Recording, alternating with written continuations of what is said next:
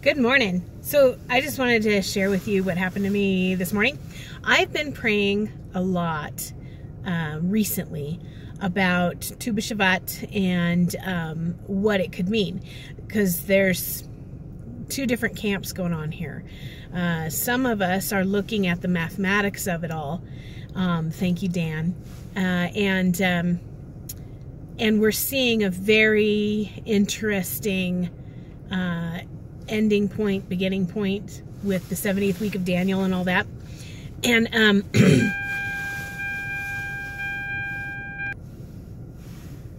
sorry about that.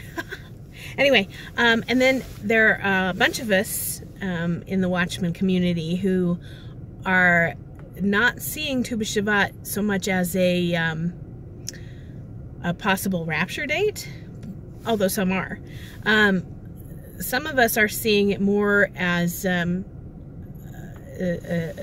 war, the beginning of the Psalm 83 conflict, where Israel will be liberated from the clutches of all of those enemies that are determined to just eradicate the name Israel from off of the map.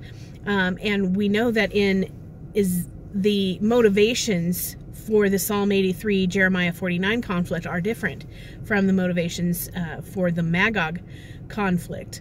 And, you know, the Psalm 83 conflict is about eradicating the name of Israel off of the map, whereas in Ezekiel 38, they are going after a spoil. They're going after an economic purpose. Anyway, so I've been praying about that. You know, please guide me in what Tu B'Shavat could possibly mean. Anyway, so just put a pin in that, because I don't know how what happened this morning really relates to that. However, so I asked the Father last night if he would help me wake up so that I could spend time with him, because once the family wakes up, you know, I just don't have time to devote singularly to Father. So I asked him if he would.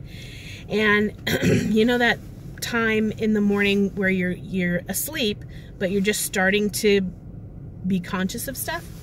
I was at that spot, and I just started very strongly getting this impression, Ephesians. And so I kind of said, okay, Ephesians, that's great. What? And for some reason I asked, where in Ephesians? I mean, you know, Westerners, we're going to go, oh, Ephesians, okay, I'll start with 1:1. But for some reason I asked, well, where?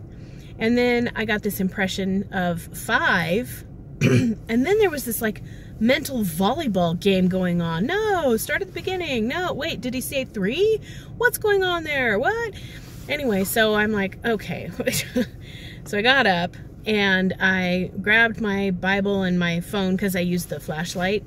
Instead of turning on the dining room light, I just used the little flashlight on my phone. And I grabbed all my stuff and I went to my table, and I just happened to look up at the clock on my microwave, and it said 5 a.m. on the dot.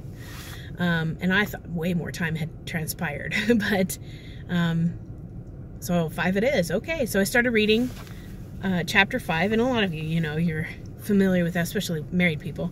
Anyway, so I'm reading along, and I come to verses, you know, 13 through 17. But all things being reproved are manifest by the light, for whatever is manifest is light. That is why he says, wake up, you who sleep, and arise from the dead, and Messiah, Mashiach, will shine on you. See then that you walk exactly, not as unwise, but as wise, redeeming the time, because the days are wicked. So then, do not be foolish, but understand what the desire of Yahweh is. And I kept reading, and it goes on into like relationships and stuff. And then we come over to verse 27.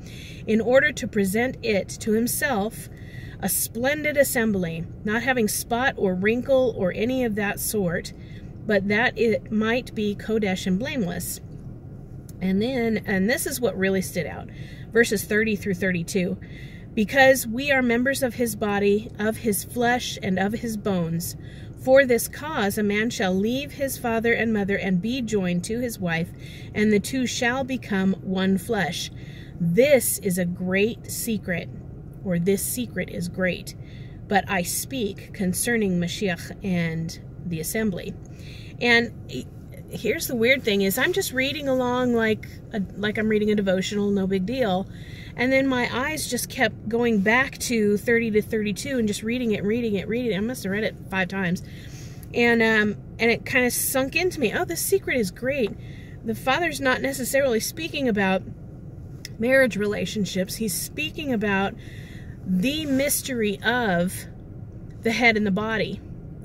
And then it's clear that he is saying, because we are members of his body and of his flesh and of his bone, for this reason a man shall leave his father and mother and be joined to his wife, and the two shall become one flesh. This secret is great, but I speak concerning Mashiach and the assembly.